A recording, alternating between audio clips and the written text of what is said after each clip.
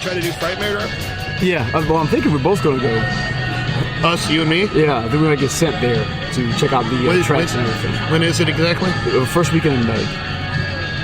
The first weekend in May? Yep. If you got something going on, it's cool, man. That's my wife's my wedding anniversary. Oh, yeah, you don't want to go. I don't know. Well, see, she might want to go. You we might have to check on that. Tell her sometimes it's for you. It's not about her. But, shit, I don't know. I might be out of town. But you might get sent, and then you can come back with all the goodies. That's right. Make all the contacts and everything else.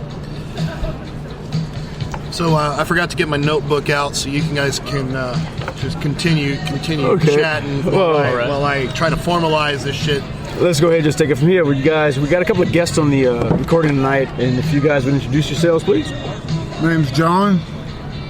My name's Adam. And John, I met by the news. Whenever I got my Scarydad logo, John is the guy that did the commission and created the Voodoo Priest Swamp thing that you see. Really, really love it, and I wanted to invite him on and let him talk about his artwork and his background, and just give you guys a little information about him. He did an excellent job. If you want to give him a shout out about the work he's done, just go ahead and drop us a comment, and I'll pass it on to him. But okay, Billy's so back. I found my damn notebook. I knew there was something missing the whole time. You know, professionalism being what it is, sometimes the notebook is in the bag. Oh, and one more thing, we're recording tonight from Cedar Creek. Down in the Heights. We're doing a little bit of, remote. We're at Cedar Creek. This is episode 20 of the Scarydad Podcast. This episode will be dropping on February 27th, 2017. And this is a remote. So the subject is John. Adam had a few things he wanted to talk about also to go ahead and apprise you guys of. And we're going to chat. So before we get into it, we're going to go ahead and take care of the history segment. It's not too long because as I looked tonight on the 27th, February 27th, there was lots of history, but none of it was very horrifying. I mean, there was plane crashes and burnt buildings and lots of shit happened that people died, but it was not... No heads were cut off. Not especially scary. It was just a statistical thing. What's that... It's a Stalin quote, but it's also a Megadeth lyric. If you kill one man, you're a murderer. You kill 1,000. If you kill 1,000,000, you're a god. Okay, notable births. 272, Constantine the Great was born. Awesome. Great name. Good name for a comic book character. Nice. 1902, John Steinbeck. He's the one that wrote about how everything sucked back in the 30s. Yes, yeah. And everybody went on a road trip, and the road trip sucked too. Nothing was good back then. 1932, Elizabeth Taylor was born. Okay. She was Cleopatra. You know, I love that story about her and Michael Jackson and Marlon Brando. And the monkey? No, well, when they went on a road trip after the 9/11 attacks, they decided to evacuate where they lived, and they jumped in a car together and split. And I would have loved to have been in the backseat for that road trip. That was like... That would be a strange movie. That would be worse than they were supposed to make a movie about it. Fear and Loathing sort of stuff. Like I'm slapping bats with a fly swatter in the middle of the desert. The music arguments, I could just imagine who was going to pick the next CD that was going to come on. Okay, 1940, Howard Hessman, Johnny Fever from WKRP. He was born. So none of that's scary. But it's cool. It's cool to know. I told you I bought that box set of WKRP first season the other day. I just found today at Goodwill, I found season 1 of the Addams Family wrapped in plastic on VHS. Which one was it? Because I saw one today too. It was still wrapped in plastic. I've been killing it at Goodwill the past week. $2. Can't. Oh, dude, that's badass. I found a Techniques SL-D5 turntable at a Goodwill for $50. It's a $200 turntable, and it's in perfect working condition. As soon as I stop needing to use my flashlight, I'm going to show you a picture, and you're going to be like, "Holy shit!" And I bought that too. The light's a little dim in Cedar Creek tonight. Okay, so notable deaths. 2003, we lost Mr. Rogers. Big part of a lot of people I know their childhood. And in 2015, we lost Leonard Nimoy. Yeah. So neither one of them were scary either, but we liked them. Trekkies out there, pour one out. Feel free. So check out this picture, bro. I found the most metal-ass fucking book at Goodwill. That is pretty sweet. Check that book out. Whoa. Wow. Goodwill? At Goodwill. It was 89 cents. Now, it turns out this guy who wrote it, Richard DeHaan, he's a minister. So this is like an anti-book. Okay. But the name of the book, like, if I was like, I'm writing a book, what do I want to call it? Well, it's about two young lovers who met upon a balcony. What do you want to call your book? I want to call it Satan, Satanism, and Witchcraft. Full Perfect stop. name. Damn. Goodwill is badass. Oh, it's awesome, dude. So I found a ton of Halo toys yesterday and Marvel Select figures from 2003 and just all kinds of cool stuff this week. And with that, we get rid of the phone. We get into the subject matter. So, we were just joking about whatever we were talking about. What were you talking about? Talking about Goodwill, and then we were talking. No, that was after the fact. God, another shot. It's time for a shot. What were we talking about? Anybody remember? You guys remember what we were talking about before we started history? I think it was Dallas HorrorCon. Yeah, we're talking about Dallas HorrorCon. That's coming up first month of May. First weekend of May. You can't go, of course. Because you have duties. You have your duties to do. Yeah. But yeah, just we got you here, John. Like I said, we have the logo out. I love it, and I just wanted to bring you on, let you introduce yourself, and let people know who is behind the Swamp Thing logo on the website. So, History, but the picture was, I was looking for pictures of Swamp Thing, but they were all from the comic book. I was looking specifically for like just sketches, see if I could find something, just maybe a pose that I liked. But I ended up finding was a picture of Burning Wrightson sketch of Swamp Thing. And so I figured, I like this angle, it works. And so what I basically did was, I looked at it, basically pick and chose what I liked about it and redid it. I put in the face paint part of it. A lot of the voodoo stuff that I looked for, it was basically just flat black face with the skull. Right. I didn't want to do that. I wanted to leave it where it was the natural like vines and everything growing from them. Right. So I just left that, but just add the white paint and the top hat and gave it the purple band and the feather. Yep. Basically, voodoo priest, pet and daddy, Swamp Thing. You mentioned Wrightson. Yeah. Have you been a fan of his work? We talk about him a lot on this program because he is my favorite artist, and Billy admires him as well. And so he did a lot of horror stuff. Brought a lot of that to us. It's not that I like Wrightson's work, but I wouldn't say that I'm like the hardcore Wrightson fan. I'm more of, to be honest with you, he's actually really big on fantasy and horror with Simon Bisley. Yes. Yeah. He did a lot of heavy metal work too. He did several heavy metal covers. Heavy metal, Constantine, and Lobo. And Drunk Bisley at Comic Palooza a year or two ago had a couple books that I wanted him to sign. He was doing a commission, and he was either hungover, still drunk, or drunk again from the night before, but it was like 10 o'clock in the morning, and he had ink all over his hands. So I handed him my book that was, and again, we've talked about this before, I don't care so much because I'm not going to sell it. The reason I'm getting my artist to sign it is because I like the artist. I don't care about the fact that it was in perfect condition when I handed it to him.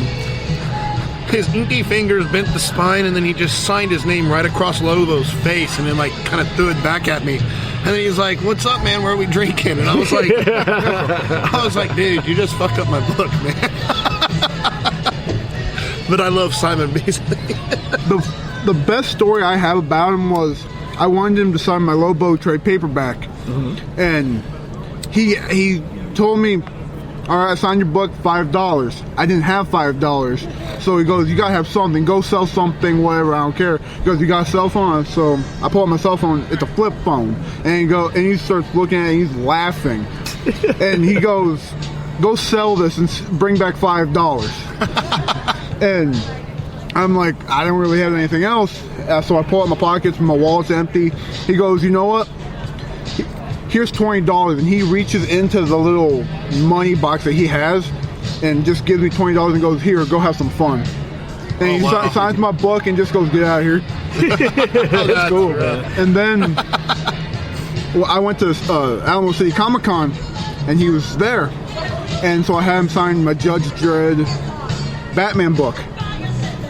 And I gave him $5, and he goes, "What's this for?" I said, "For signing my Lobo book back in Comicpalooza." I owed you that, buddy. Yeah, he was doing this commission. He was drawing Batman. That's why he had his fingers. He was drawing it, but he was not paying attention. His finger, his back of his hand had ink all over it, and like he kept like getting books, and he'd sign it, and then he'd turn around and talk to somebody, and then he'd go back like he was going to sign it again, and there's all people in the line like, no.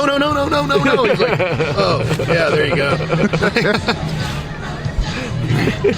I had him do one original piece, and it was on Judge Dredd blank, and I had him do Judge Dredd and Batman facing each other, which I love the cover, but I was really going, I really should have had him do a Lobo book, had him do a Lobo piece. I love Lobo, man. When he was in, I think it was Dallas for the Stan Lee Marvelous Eve or... Oh yeah, the thing is for New Year's Eve. Yeah, when I seen that he was there as a guest, I'm going, I should have been there, had him do like $200, $300, pay him to do a whole original Lobo full body. Right. And it was like, I didn't care, I just wanted Lobo. So you a fan of Lobo? Oh, big fan of of Lobo, man. Customers were at the house the other night, and they loved my comment I always make is Lobo was Deadpool before Deadpool was Deadpool. Oh, big time. You know, and people don't remember that. And I would love, that's one movie I would love to see as a Lobo movie. They would have to do that right, and oh yeah, not with The Rock, not with honestly, not even with Lesnar, even though he has the physical statue of Lobo. It would have to be somebody that's big chested but actually muscular. But you could do that with makeup and everything. So, yeah, you can do a lot of stuff with makeup. I think it would make it look more natural though. Like yeah, that or do like they did with Ron Perlman and Hellboy. I always got the guy that did Krampus. What's his name? He was a big old dude. He was the Krampus in the movie that came out 2 years ago. Yeah. He's a big dude. He'd probably be good in a role, but I would love to see Ron Perlman in that role, to be honest with you. Ron Perlman could probably pick it. Well, I don't know. Well, yeah, after Sons of Anarchy, you just grow his hair long and throw him back on a bike with a shotgun. He'll You remember Ice Pirates? I still remember Ice Pirates. I love that movie, man. It's on Amazon. And I watched it again the other day, and Ron Perlman's in it. And he looks like the same age he looked in Hellboy. It's the weirdest thing, man. It was like 30 years ago or some shit. Yeah, he's always getting a bad rap for being ugly, but he gets roles. And, I mean, I never really thought he was ugly per se. I think he's, but he was in Beauty and the Beast. He was the Beast in Beauty and the Beast. And, I actually have a really good Ron Perlman story. Two of them, actually. Last year, when I was doing Space City Comic Con, he was actually at a booth of mine because I had sold some Ron Perlman Hellboy pictures, and apparently I sold 8 of them, and he had signed a few, and I guess some woman pointed out that you were over there. And he comes up to the table. I'm not even looking up. I'm just doing my painting.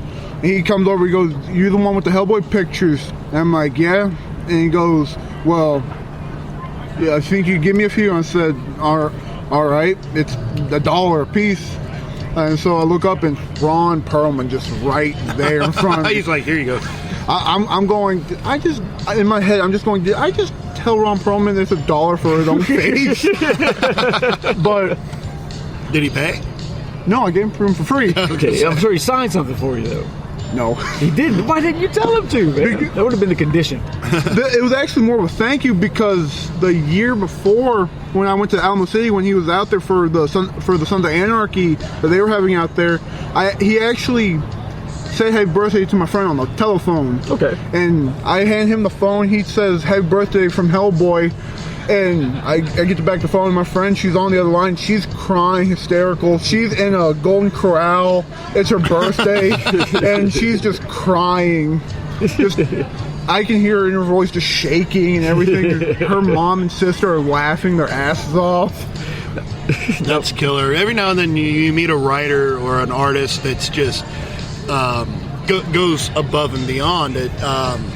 It was at whatever one where they screwed everybody over. That's Space City. Was it Space City this year? Heard about that. with the Sons of Anarchy. Liam Sharp, who's now the current artist on Wonder Woman, and Joe Gisko had a table next to each other, and they were selling prints and stuff. And my daughter, she's a huge Wonder Woman fan, and so I buy her Wonder Woman stuff all the time. And so we'd come in, and their table was kind of near the entrance, and so we walked all around the convention. I told my daughter, you can have what you want, and we were in there for 5 minutes, and she was like, I want this picture, and it was a Wonder Woman print, a black and white print. And I was like, okay. And I think they were like $10 or $20 or whatever it was for a print and a signature. I was like, okay, well, we've been here for 5 minutes, so let's. And she's 5 years old, so I'm like, we're gonna walk around and see if there's not something else that you want more in the next little while. Right. But moving around through the show, we kept coming back to this table, and she kept on, So he started noticing her and was like, talking to her and like, oh, you like Wonder Woman? And he was doing a sketch and he was showing her what he was doing and stuff. And so, hour or two later, we're starting to get towards done. And I was like, okay, baby, what did you decide you wanted? She was like, I want that Wonder Woman picture. Like, okay, so we go back over to Sharp's table. And I was like, okay, she wants this. And so he takes it out and he signs it to her. Rolls it up, puts it in a case and, in a little tube. And he's like, here you go.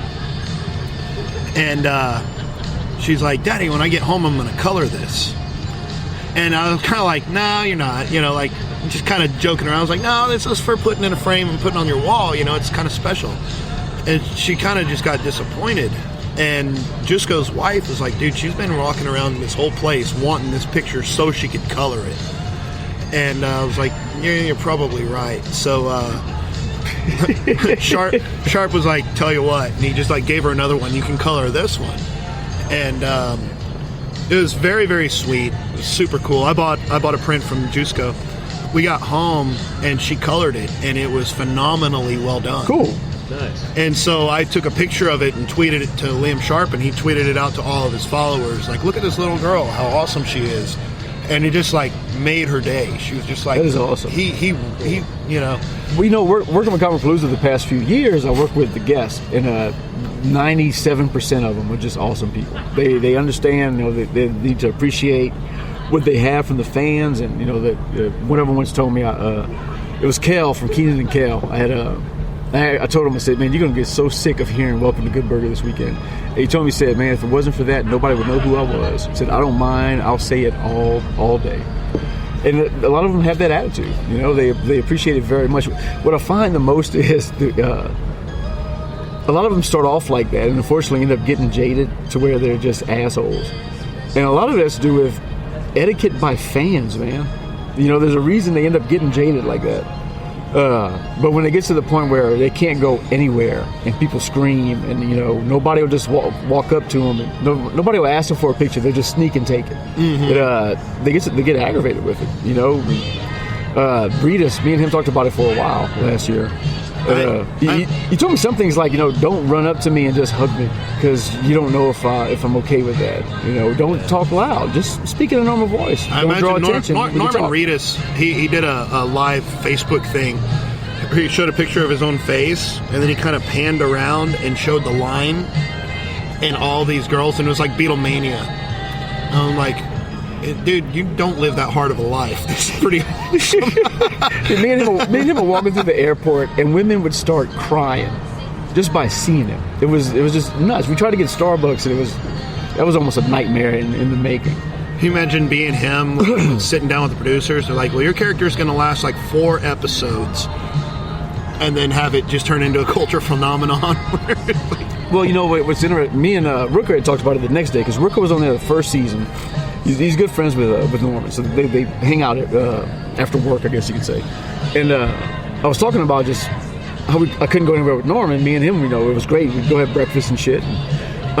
He told me, said the difference is when you're on TV and people love you, you're in their house every week. They don't know you by your real name. They know you by your character name, and you're a part of the family. Mm-hmm. And they get a real, just strong connection. It's a lot different than just being in movies.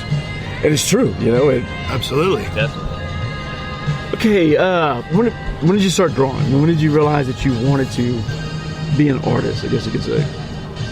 7th grade, because I wanted to do tattoo art. You want to do tattoo art? Well, a lot of guys start that way. I mean, one of my friends is a tattoo artist back home in Louisiana. I remember in college, he started drawing this mural in the bar we hang out at. And after 4 years, that was just amazing. It was an amazing piece. And he wanted to be a tattoo artist. That was his goal. Didn't want comics, didn't want any other type of art but tattoo. And he's a great one now, man. Does a lot of great work. Up until about maybe, I want to say 2014, all I wanted to do was tattoos. I didn't really look at comics. I didn't really buy comics. I didn't even go into a shop. The only thing that got me into a shop was because Corey Taylor from the band Slipknot had done a 4-part miniseries for the Stone Sour record, House of Golden Bones. He turned into a 4-part miniseries for the record, turned into a comic book. Right. And so I was hell bent to look for that book because I couldn't find the 4 issues, so I decided to trade paperback.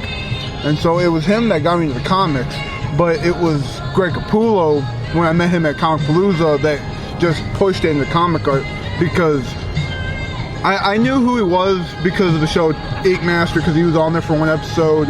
Capullo was? Yeah. Okay. He was on the episode Hero and Villains where because they were doing DC Comic Day, which they've never done since that day. And I remember listening to Jimmy Litwalk, the artist that was on there, going, I think it was because Capullo was critiquing his Poison Ivy, which was this toony, didn't even look like her. Basically just looked like Jolly Green Giant as a woman. And Litwalk's basically telling Capullo, it wasn't a bad tattoo, but it was DC Comic Book Day. You had to do the image that was in the comic book. And Litwalk basically tells him that he's going to do it his way or no way. And I'm looking at this going, how can you look at the dude who's basically the boss of comic book art, that you're not going to do what you're not going to do the assignment that you're given. Mm-hmm. And like since then, because they had done, I think, one Batman image or one image from Batman, and it was a Jim Lee work, and Capullo was just basically drooling over the work because it was a Catwoman, and but they were showing images of Batman in the episode to show what he was doing. And I'm looking at these going, these are beautiful works. So I'm going back and I'm looking up Capullo and all he's doing. And so I pick up, was it Death of the Family, Volume 3 of the Batman Scott Snyder, Capullo. Very familiar with it. And I'm reading it and I'm going, this is amazing. Just the way he just does like lines for fire. Like nobody really just makes that effect. Like, and then going back and reading Court of Owls, just seeing the little ornate details he did in the one shot where Talon's kicking Bruce Wayne through that window, and you just see all the little individual shards of glass just from the inside out. Right. It's like that's just, the amount of detail for one page was just completely mind-blowing. Right. But it was Comic Palooza 2014. I was in line for Capullo, and I wanted to sketch by him, and he does not sketch Batman. I asked him if he would sketch it. I had no clue. Apparently, I looked it up, and people were going, "Oh, he doesn't sketch." But I was going, maybe I'll get lucky. And so I asked him to sketch, and he goes, "I don't sketch." And I'm like, I get all sad, and he goes, "Well, I can sign it real big for you." And so I'm like, "All right, that's fine." And so he's signing it real big, and he starts making lines. I'm like, what is he doing? It doesn't occur to me until after he makes the head that he's drawing the cowl. I'm going, holy shit. After he gets done and hands me the book, I'm shaking. Like I just gotten the greatest gift in the world. That's awesome. And he goes, "I don't do this often, so enjoy this." And I met him again last year for the Alamo City Comic Con, and I was telling him about one of my friends. He had passed away in I think March of 2014, I think it was. And anyway, my friend, he owned a shop, and he would hold Capullo stuff for me. Like he would hold books and stuff, and he had died when they were doing the Endgame run. Okay. And so I was going back and I was buying anything Capullo because I wanted to keep going. And so I go there and I have a box of nothing but Capullo stuff, figures of the Creech, the Batman. I think it was even one off thing. Oh, it was it was the retailer preview of Haunt #1. And so I'm going through and I'm going. My friend, he was collecting stuff for me that was your work, and so I'm asking him if he can sign it all. And there's like a line of people behind me. I got about a big old moving box full of stuff, and I just see the line, and he looks at the line, he goes, "Come back after I'm done." And so I can imagine the collective sigh that went throughout that line when they saw you walk up with all that shit, man.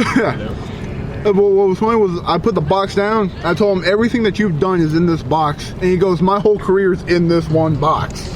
And so I told him the story, and he signs my #1s. He signs the 3 personal items because that was rules, like three items and a print. I bought the 3-piece art set that he was selling for the new Reborn series, which was pencils, inks, and a colored cover, which was I think on like chrome paper. And he signs those and my personal things, and he goes, "We'll come back later after we're done, and I'll sign whatever you want me to."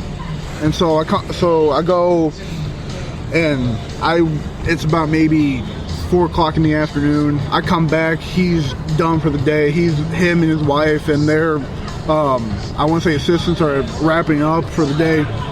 And so I come back, and he starts signing the boxes to the figures, and he starts signing my #1s. And he's talking to me, asking me how my friend died, and he passed of I think a heart attack, and it was just like 3 o'clock on a Monday morning. And so I'm telling him that, and he's just going, sorry about your friend.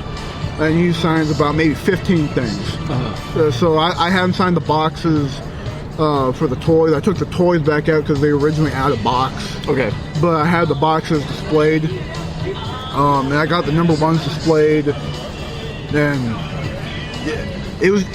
I'm one of the biggest hardcore Capullo fans. Like, anything that he's done, I'll try to find, collect, whatever. Right. But he's basically the one that got me into art, that pushed my love for art, for comics, that made me go from the new stuff to the back stuff.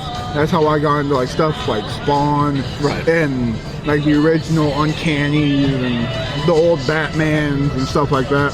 Right. So, that's cool, man. You know, I'm the same way with Wrightson. You know, Wrightson's like my Stan Lee.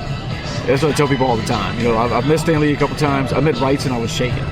You know, I just couldn't believe that I was talking to him. Just because his Frankenstein series that he did, he's done a lot of work with Stephen King. Just the man is just, to me, he's my top artist. I'm assuming you're the same way with Cool, yeah. Yeah. Cool. Well, look, you brought a friend with you tonight, and I'm going to go ahead and turn the mic over to him. I'll let you introduce him and explain to our people out there what he's going to be talking about. But you guys pay attention. We have a GoFundMe coming up that we want to let you guys know about. All right. Let me introduce him. He's one of my best friends. He's been my best friend for the last 4 years. I knew him in high school. I wouldn't be where I am today without this dude. He's one of my best friends. Oh, thanks, man. Basically hauls me around whenever I want to go hang out somewhere. But he always ends up having a fun time. His name's Cheaney, and he has an important cause that I want y'all to listen to while he talks about. Yes, thank you, John. Yes, the thing I came here to sort of promote is a sort of a drawing, if you will, for or like trying to, what's the word for it? Fundraiser. I want to do a fundraiser type deal where I should probably start by introducing the GoFundMe first. My aunt, she's got terminal breast cancer at the moment, and she's trying to raise up money for her medical bills, basically.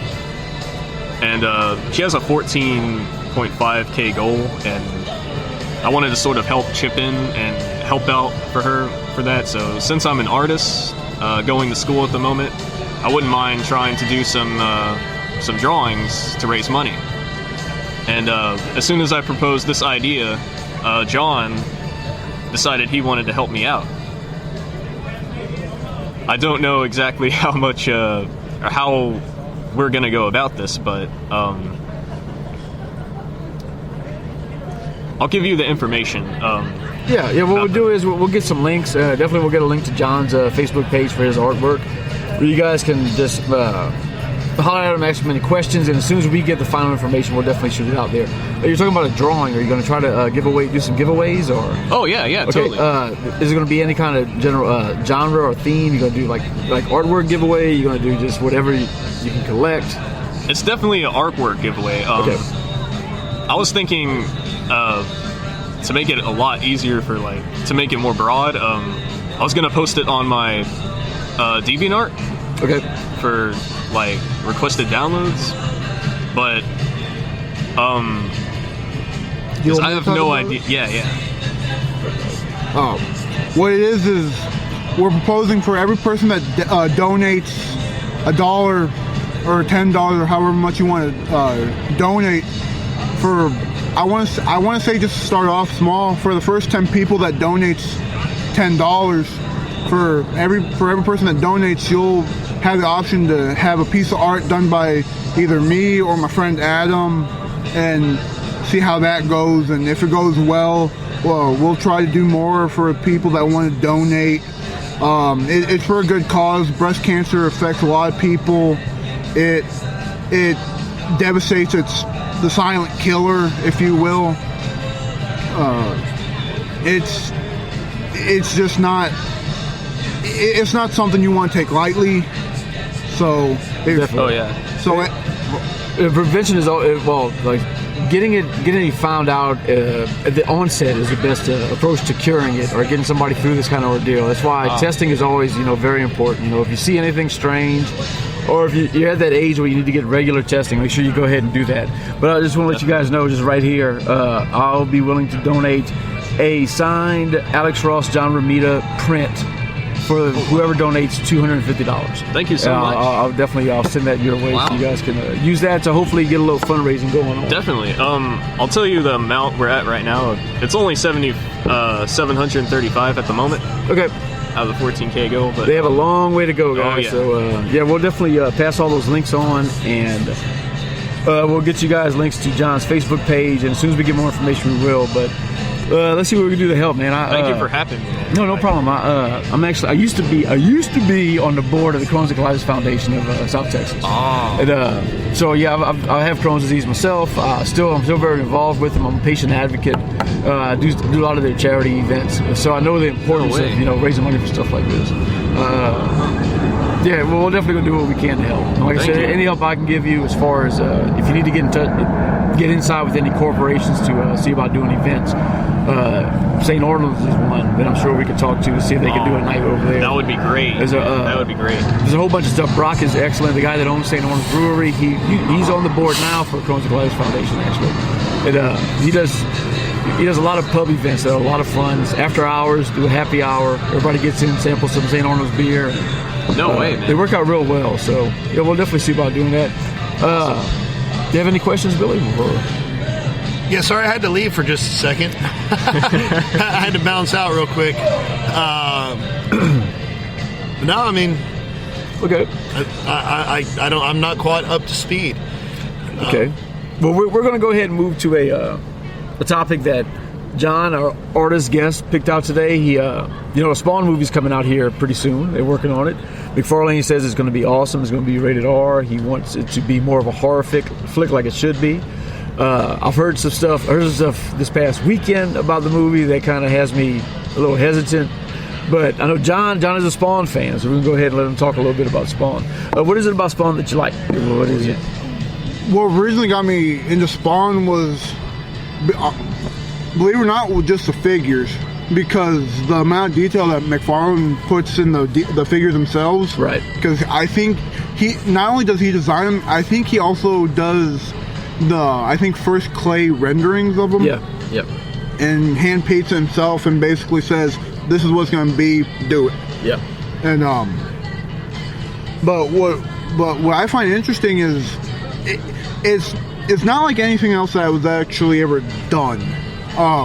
McFarlane, I know he threw in like a few cameos, and I think issue 11 of Spawn early on with or I think it was issue 10, where there's one jail scene that has all the Marvel and DC guys like Superman, Batman, Spider-Man, Venom. They're behind jail cells and stuff. So I thought it was always funny because that was kind of a slap to DC and Marvel for basically, I don't know what went down, but I just know it's kind of, I think it's more of a screw you to them because he got successful off his own project. Yeah, yeah. Now his Spider-Man work was, of course, awesome. I love all those books too. He's an artist who has a definite Style. his own style, for sure. I can't say for sure, but I think what happened was that the artist Todd McFarlane got more popular than the art Spider-Man. The artist outpaced the character, and so he was in such high demand that he had that carte blanche. He was able to start calling the shots. And historically, the companies don't like that. They like having famous artists. They don't like having rock stars, because then that person can say, "I want to do whatever I want to do." And at the same time as he started doing Image, that's when he started buying up the rights to old books. So there's a little bad blood. I've got a funny, interesting McFarlane story that cycles back around to one of my favorite things. But keep on going, and I'll hit that point in a minute. But the figures are great, though. The Dark Ages and Curse of Spawn are just phenomenal. Just recently, it's Spawn related, but it was actually Neil Gaiman, though, when he did Angela, that really got me into Spawn, because it was because I know Neil Gaiman from Sandman and all that, and I was curious to see what he brought to Spawn, because I actually own one of the original trade paperbacks that still has the Angela in it. Oh, cool. I got that for a trade, actually, but what got me into Spawn was not only the figures, but Neil Gaiman. Because McFarlane did the art for the issue, and just the way that Gaiman wrote it was, I think it was the intro to like the Dark Age Spawn, the medieval Spawn. Well, and you just brought that story back around because of Neil Gaiman. As you know, Neil Gaiman is what kept me into comics. So in the 90s, when everything went die cut, everything had multiple variant covers, everything, in order to buy one comic, if you were a collector, you needed to buy 5 or 6 of the same issue. Or 11 even. Or even 11. I couldn't afford it anymore, and I was getting into going to shows, so I couldn't do it anymore, but I was following the Sandman. And Neil Gaiman is one of my favorite writers, probably my favorite writer of all time.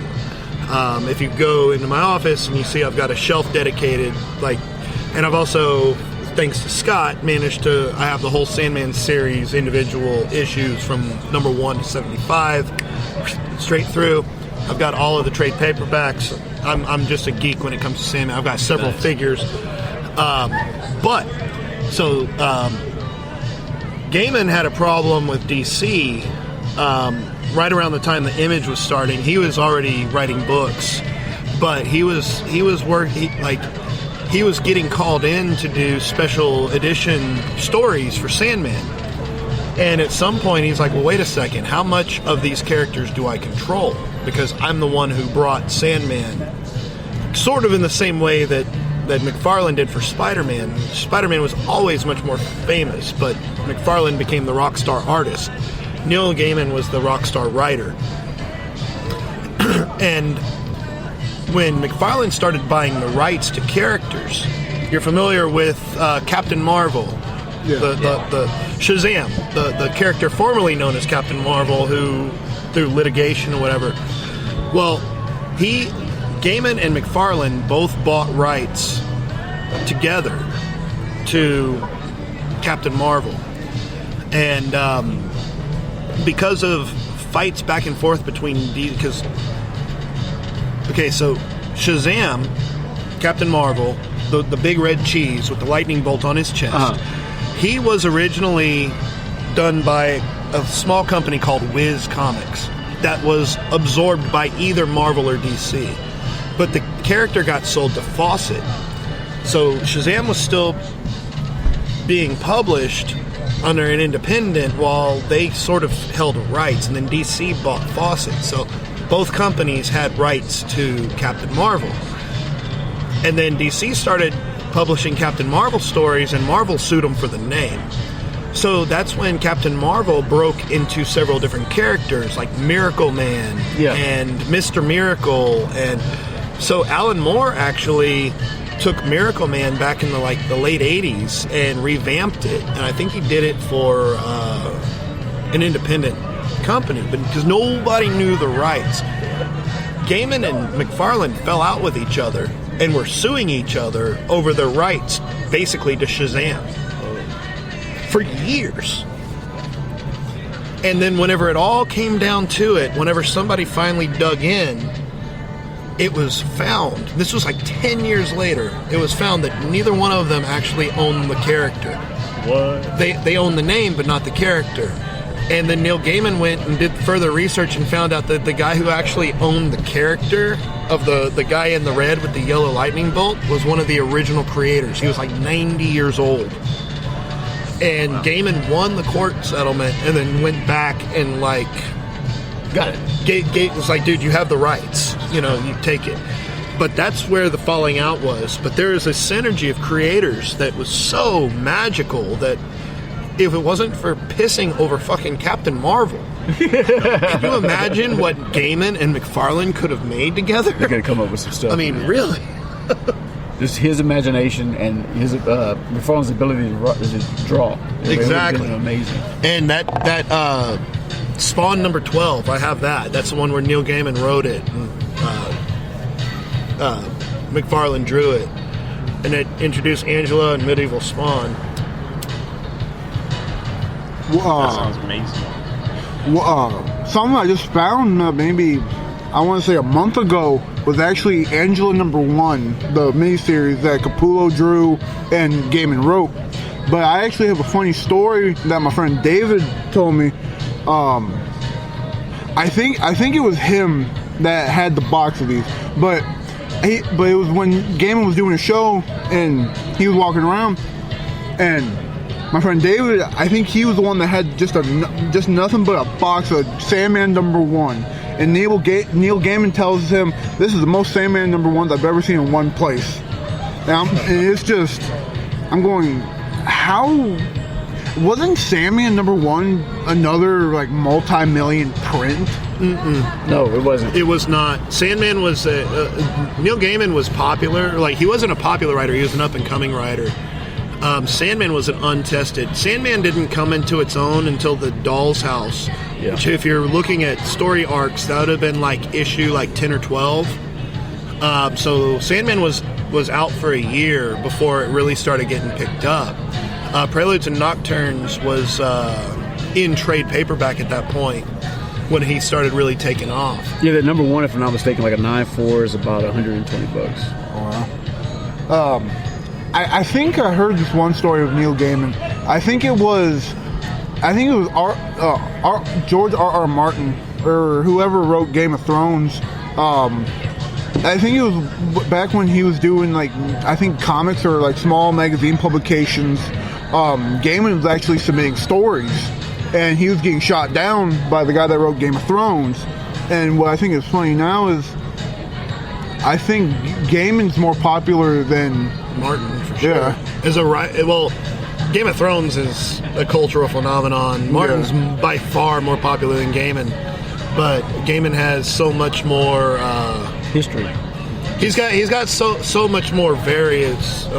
Martin's popular for Game of Thrones. Yeah. You have different fan bases for Gaiman that enjoy different series. Yeah. So probably all in all, it's a much larger following. I just think it's better to be recognized for multiple things than just one. This is basically your coup de grace, It's your holy it's your grail. magnum opus. This is what you. Well, I mean, I would take Martin's money for sure. But apparently, he writes like 1 page a day, and he's got like his average novel's like 400 or 500 pages long. So it takes him a really long time. In fact, George R.R. Martin, apparently, there's a super fan. He's some Japanese guy who put it into some program where he's got all of the characters and how they like know each other, and like a big family tree of characters and their relationships and the ones that have died and all of this stuff. And George R. Martin uses him as a consultant when he's writing. He's like, I know this guy's still alive. Who does this guy know that's still alive? And this guy's like, well, he knows this guy and this guy and this guy that haven't died. That is awesome, man. Got a whole bubble graph there. I tried watching Game of Thrones once. I was completely lost. It wasn't because I came in at like some weird time, but I had known what was going on, but I wasn't really sure who was who because I'd never actually seen the faces. I'm just going, so that person did that person, and that guy killed that person, but who's that guy? Well, what I know about Game of Thrones is I think there was a 3.5-minute YouTube video narrated by Samuel Jackson explaining to you exactly what's going on with Game of Thrones and catching you up. And he caught me up pretty well, so I got a good handle on what's happening on there. Yeah, Game of Thrones kind of got spoiled for me because my wife reads. My wife reads books faster than... Speeding bullet. Dude, our Amazon bill for books per month is astounding, and you're just like, how can you possibly? But every time she gets a spare minute, it's on her Kindle, it's on her phone. She's just, and so she got the whatever was what was available at the time, which the first book, Song of Ice and Fire, which sets everything, which is essentially the first season of Game of Thrones. And it's extremely detailed and it's very well rendered.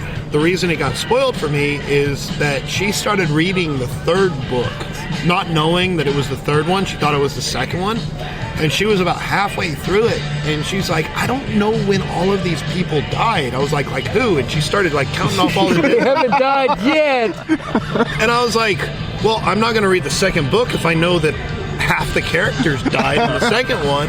So she finished the series, and I just watched the movies, or the shows, and I'm happy with the shows. And she's like, yeah, I pretty much followed everything exactly the way it should be, right up until like the 6th season when the movies outpaced the books. Okay. So... But that's the way it should be. They should follow. That's why, like, the series like that on HBO and Showtime and other channels, they're perfect because it's not like trying to fit an entire book or series in an hour-and-a-half movie. Exactly. You know, you have time to go ahead and follow all the storylines. They've already been created. They're already there, you know? Which is one of those things, we were talking about Neil Gaiman. So, American Gods, which was a phenomenal book, but way too complex for a single movie, is a TV series. And then they just green-lighted Good Omens, which he wrote with Terry Pratchett, which is going to be a short series, but a series nonetheless, not just a movie, like 6 hours long maybe. Oh wow! And if you want to talk about Gaiman, I can go all night. I've read everything the dude has ever written that I know of, that I can afford, because he's got some little short stories and some chapbooks that were like very limited release whenever he was unknown, that are like worth $500 or $600 now. I can't do that.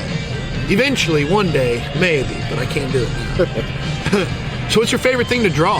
Whenever you sit down and you're like, I'm going to draw something, you got a blank sheet of paper and a pencil. What does your hand naturally go to? What are you sketching? It has more to do with just what I'm feeling. Because I could sit down and go, I want to draw Constantine, or I sit down and go, I want to do a Lobo or something. But I'll do like small stuff just to get out of my system. But if I'm working on something big for somebody, I'll work it, till where it's not no fun, to where it's not any fun to do. Then I'll draw something else just to basically recharge, then go back to it. Because I'll go, it basically comes in spurts, and it's like draw, tired, draw, tired. Draw right. something new. Do you do original things as well? I do original stuff. But what I like to do is I like to take images I see and kind of distort them and twist them and change them around. So it's like if I see somebody drew this one character in this one particular pose I like, I'll take the pose and draw the character I like. Because it's like, there was one where it was Angel Medina who did the like Western Spawn, and he had him with the guns and all that. So I did one where I took that image and I basically turned into Lobo holding the chains. And Okay. So it just depends on the feel of what I want to do, because originally what I set out to do was just do stuff that I liked, and if somebody else liked the same thing and they want to buy a copy or whatever, more power to them. Puts a little bit of puts a bit of money in my wallet, and puts my name out there for whoever wants.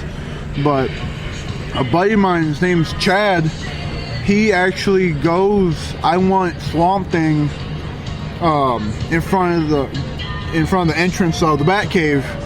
And so this was going on when I was doing Scott's Swamp Thing, because he goes, man, because my buddy Chad, he's going, man, how much for the Voodoo Swamp Thing? I'm going, dude, that's not for sale, but I can do one for you.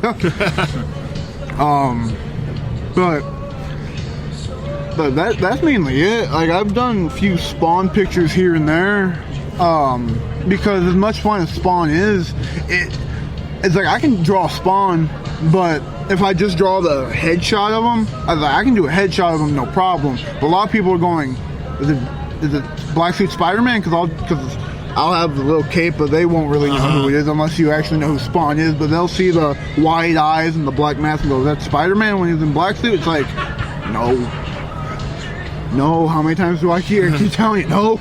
So it's like I try to limit what I draw for Spawn, but as much as I love Spawn, I can't really do much with them except do full body stuff.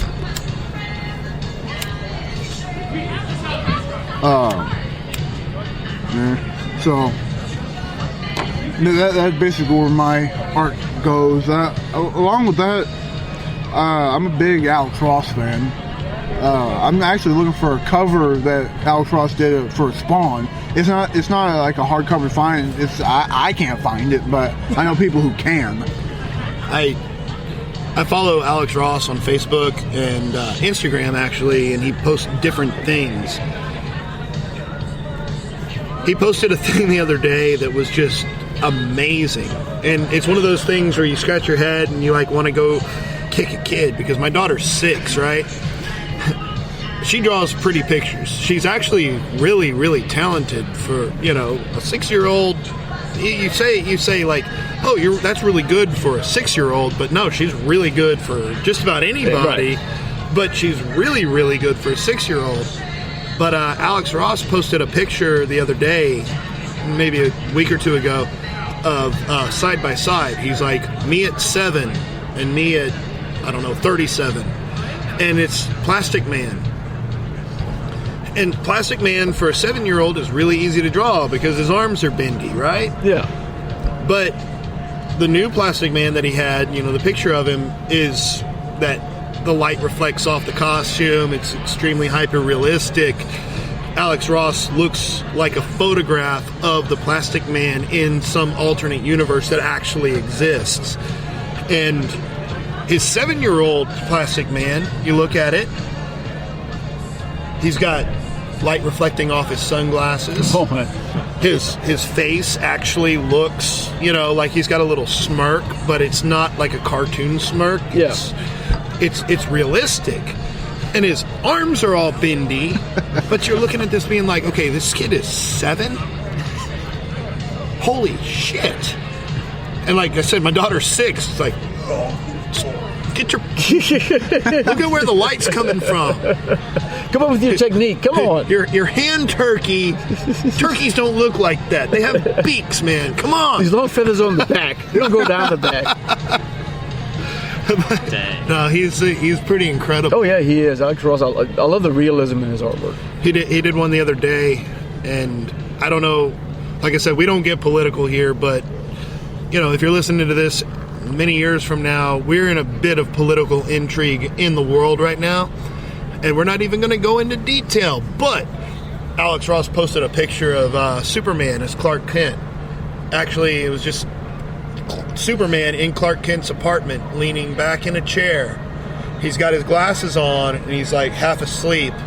And it's just an apartment. He's got a picture of the Kents on a photograph behind him, and it's called Weight of the World. And he's just like sitting there being tired, like Superman being tired. And it's freaking beautiful. Like, Wow. That would be an awesome print, man. I would love that print.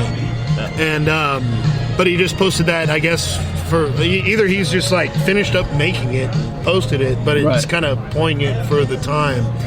And it's pretty neat. Like I have that tendency. You have those times when you want to right click and save, and I'm like, no, I'm just gonna wait for the book to come out because I'd rather have that on my I'd rather just own that. No, I remember I got the trade paperback from Marvel's, the Alex Ross trade that he did for like the 4 mini issues. There was just something about it because what it was retelling of the original issues, like the original Human Torch. I remember like the issue number 1 was Spider-Man, the death of Gwen Stacy, and there's just some issues that I wish he would do another Marvels with him in it, and do like say like the first appearance of Venom. That would be cool to see his interpretation of all those issues. Mm-hmm. Yeah, that'd be really neat. I agree with you on that one, for sure. Adam, you said you're an artist also, right? Yes. How long have you been drawing? Ever since I was about that age, 5 or 6. I'm more of an animation artist. Okay. I like to make stuff move. And oh, cool. This is actually one of my old pics. Oh, it went out. Of me as like wait. Is it a giraffe? Yeah. It's actually me in 7th grade or like 8th grade, where I had a really long neck in my yearbook picture. So I decided, for artistic reasons, recently I'll just like completely revamp my yearbook picture. That was pretty sweet, man. I like that. Oh, thanks. Very good. Now, what kind of style do you like? I know horror. John likes a lot of horror stuff, darker stuff. Like, what kind of stuff do you? I love John's style because like he's got the comic book thick line style down perfectly. My style is more loose and cartoony. Okay. Like I've seen Adventure Time, like or like any sort of cartoon from like the 50s, where like Mickey Mouse Steamboat, like of course. Yeah. It looks very much like that. Like I'm doing that's like more 2D style. I also do 3D animation, and I've got more 3D animations than I do 2D animations, but I want to do 2D animation so bad. Do you put your art anywhere on Facebook or anything, or people can check it out? I do. I've been working on a website for myself, but for now, I post most of my stuff on Instagram and YouTube. Okay. We'll get those links before we leave, and we'll share them. And then once we're done here, we'll make sure everything links up and goes. Thank you guys so much. When you say like 2D animation, so obviously some of the biggest cultural phenomenons in the last 25 years, Beavis and Butthead, South Park, that's all 2D. Is that what inspires you, or is where definitely like where Beavis and Butthead, South Park, Futurama, all those cartoons, Samurai Jack, definitely cool. Okay. And I'm excited about the new one. They're bringing the series back. Samurai Jack is back. They're supposed to bring. Genndy Tartakovsky, the creator, he's supposed to bring it back this year. But I lost my train of thought. Well, while you're there, speaking of bringing what you're it back, making though, Oh, the kind of stuff that. So earlier tonight, because this is a remote, and this episode's going to land obviously later than the one that I recorded earlier. I was at Misfit Toys, where they sell vintage, for the most part, vintage. I gotta go back tomorrow, dude. I saw a Warriors action figure from the movie The Warriors. I have never seen one of those before. I am going tomorrow to buy that. But they sell a lot of vintage stuff, and so during the show, I was asking them, what's your, who's your clientele? Like, what are they looking for? Like, what's their grails and stuff? And he was saying that it's phenomenal how, like, especially with horror, but with anything else, like Transformers and He-Man, the kids want whatever is being sold at Target. The parents are like, no, you don't have any idea. And the parents are willing to go to the offbeat toy store on the other side of town and spend the money on the old school stuff. Right. Because it was better made and it had much more of a cultural impact than the plastic Transformers that they're just kicking out. Yeah. And I was telling him about like how I love Transformers and I had a lot of them, but my thing was He-Man. But that's Filmation 2D cartoons. The Transformers were like, we didn't have 3D. Like, nope. Like every now and then we'd have something that had glasses and it didn't work, and you take the glasses off. It would work. You're like, okay. But then, the 90s gave way to stuff like Beavis and Butthead and obviously Futurama, South Park and that stuff. So that's your wheelhouse. That's where we're at. It really is. The part of that reason why you say 3D is like more prominent, it's kind of faster than like really, really good quality 2D animation, which is what I want to get into, but it just takes so long that like I do these side projects and like they're 3D. Mm-hmm. They take quicker to render out and animate and all that. And I'm about to graduate this year, and that's going to be my sort of field. The 3D stuff or the just rendering, experience. Yeah. I'm gonna try to make it 2D though. So you big fans of Matt and Trey? We love Matt and Trey over here. They are just a phenomenal team. I love the fact. The thing I love the most about South Park is they no holds barred. They'll pick on anybody. It doesn't matter what side you're on. They don't pick sides. They just give everybody grief. They're geniuses as far as I'm concerned with their marketing and their method and their show. I remember seeing the original cartoon they came up with in college, the black and white Santa versus Jesus cartoon. I don't know if you've ever seen it, but it's amazing they took that into what it is now. Definitely, and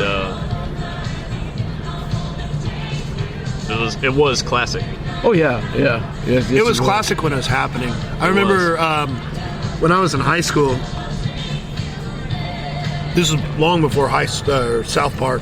When I was in high school, my buddy Chris, who's the Dudes and Beer guy, he's like, dude, you got to come over. You got to watch this stuff my brother recorded off of MTV last night. Like, this is the world we lived in. It's like you had VHS recorders, and when something cool came on MTV, you pushed record. Commercials and everything. We go over there, and he had recorded some MTV animation special where it was like showcasing independent animators. And there was Beavis and Butthead, there was Jack Mack and Rad Boy, there was Aeon Flux, and there was something else. Aeon Flux spawned from that?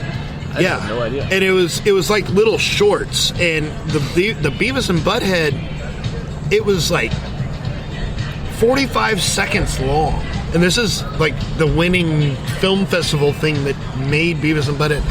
It was like they're out in the field, they're playing baseball, and they're frog baseball. Oh yes, that's what it was. Yes. They're frog baseball, and throws the frog, and he like whacks it, and it explodes against the screen. And then Aeon Flux, it's like starts off and like her eye goes like that, and the fly's like stuck in her eye. like the Venus flytrap.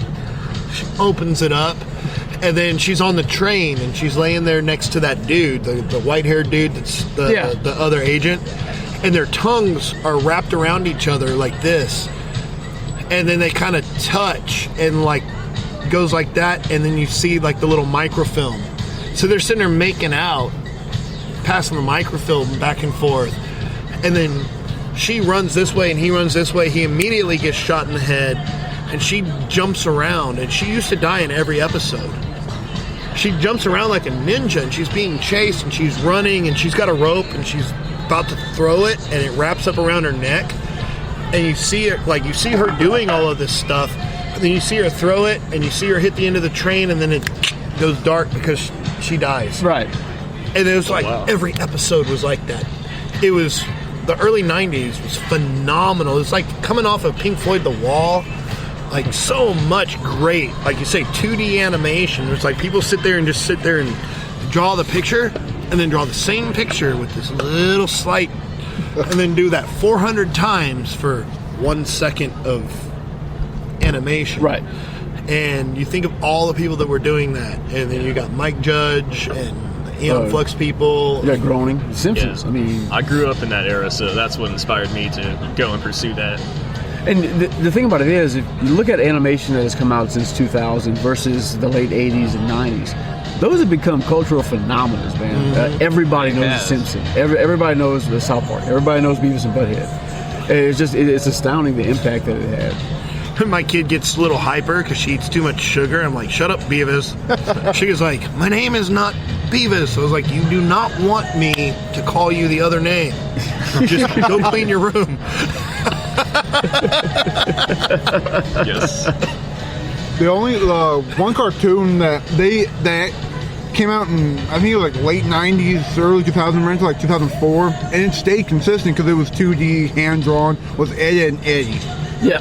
Because they did a bunch of fourth wall breaking. Like there was one episode where they were actually taking their own outlines out of each other. like they took the outline and the color just ran. Yeah, I remember in like they took the lines off him, and Eddie just like went straight down the drain. Like Ed and Eddie was good. I used to watch that with my kids. Yes. Courage the Cowardly Dog was another one that I used to love. I love that show. Billy and Mandy. Shout out to Grey Delisle, my friend. She was the voice of Mandy. She got a nice signing little print from her. But Billy and Mandy was awesome. Wow. Just all those cartoons were just great. Dexter. I mean, Cartoon Network really they saw the impact cartoons had on adults, where you could go ahead and get that viewing audience also, and they ran with it, man. I remember when I was a little kid, I couldn't have been much more than like 5 or 6. It never occurred to me that cartoons weren't real people. Like I'd watch The Simpsons, Right? or not The Simpsons, but I watched the Flintstones or whatever, and they just, as far as I was concerned, that's just They really existed. that was happening somewhere around the world. And then somebody pointed out. It was like a friend of mine pointed out. It's like, oh no, they're drawn. That like. And then I noticed the lines drawn around like Fred Flintstone. And it blew my mind. I was like, but no, they're alive. They're moving. They're, you know? And like, I'm not, it wasn't traumatic, but I remember being just, wait. You know, you've got Wonder Woman on TV. That was Linda Carter. She was running around. You got Batman on TV. You got Batman in the comic books. Like, they don't look a whole lot different from each other. You know, your mind's not that well developed to know the difference. The Flintstones, like you say, you pull their lines out, the color just flows down the drain. That's kind of Definitely.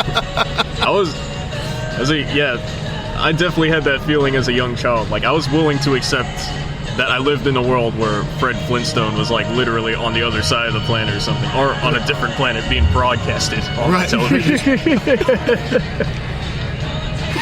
I'm caught up. Do you see that humongous owl in that tree back there? There's a spotlight right on it.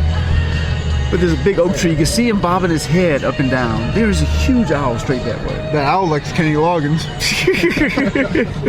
I'm not seeing an owl. Straight that way. The tree's way in the back. There's a light like shining up in one of the trees. Right in the middle, there's a huge animal. I swear, it's got to be an owl. I think straight that way. It looks like it's wobbling. Yeah, it looks like his head is bobbing. Yeah.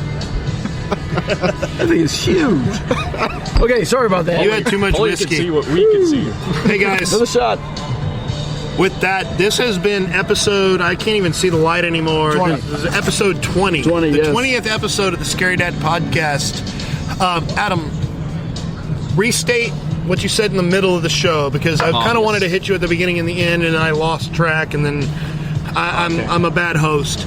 So, say again, because if people are listening to us, they're going to listen to the beginning, they're going to listen straight through, or they're going to listen to the end and see if we said anything important. Okay. And then they know to listen to the rest. Like Chris used to say, his girlfriend, he'd always tell her, tell me the point. Tell me the before point. you get into the conversation. So the point of this show is John's a badass artist, Scott was late, and Adam has things to say. Yes. John and I were going to promote my aunt's GoFundMe, and if you guys want to donate, these guys right here, we'll put a link in the description, and we will draw for anybody who donates on the GoFundMe. Just comment what you want us to draw, and we'll do it. I'll post it on my either my DeviantArt or my Instagram. And we'll definitely keep you guys updated on the drawing, because I will be donating an item to it. Then, like I said, if you have any questions, come to us. We'll have links to their Facebook sites also. And help out if you can. You know, they have a really big goal and a long way to go. Yes. And to be clear, what is the goal and what's the long way? The goal is to reach $14K for my aunt's breast cancer hospital bills, and right now we are at $785. So we got a long way to go. Yeah. And you guys are going to draw pictures for anybody who donates, is what you said? Correct. Yes. Okay. I'm sure we could figure out things we can do to. But yeah, we'll help out. We'll help out any way we can, for sure. Because as a Crohn's patient without health insurance, medical bills can get very expensive very quickly. They I can can. imagine. I want to say this right now, and I haven't even told him this, but if I'm gonna try to actually sell at Comic Palooza. I haven't checked my emails yet about the waiting list, but you were earlier before when we were talking about this. If I get a spot at shows, I'm gonna donate at least $1 for everything I do to him and his cause. And if we get to $1,000, I'll do a really big picture for whoever is the $1,000th dollar. Wow. Cool. And you guys will know, he's going to be at Comic Palooza. I'm pretty confident about that. And we'll let you know if any other shows come up where you guys can, while you're there, if you're going to be at the show, you can check them out, meet them, and see what you can do to help out. Hey guys, thank you for joining us on our 20th episode out here Thank at you for my Cedar excellent Creek. commission. It is a beautiful print. I know you guys like it. I've heard a lot of good feedback on it. And it's an exceptional piece for sure. Hey guys, this is our end of the episode plug for ourselves. If you like what you hear, like us, share us, subscribe, push the buttons, go to Twitter, go to Instagram, go to Facebook. We're not attention whores. We just do this what we do. If you like it, help us find other people who like it too. If you don't like it, please share it anyway and say, hey, you guys have got to listen to these assholes on it. Tell us anyway. Say you suck because you didn't talk about this. We'll talk about that. Always welcome in show topics. I'm going to have some polls coming out here pretty soon just to see, get some feedback from you guys, see how you guys feel about the horror community out here in Houston. Some things we can do to improve it, which has always been our ultimate goal, and to grow it. You know, we can't grow without you guys' help. And guys, fucking separate with some of your fucking money and give to Adam's aunt, because that's just the right thing to do. Okay? Yes. We will deliver the drawings if you delivered the moolah. I will personally come to your house and put this in your mailbox if you do not answer the door. I will find you. Good night, guys. Good night, guys. Stay part. scary. All right.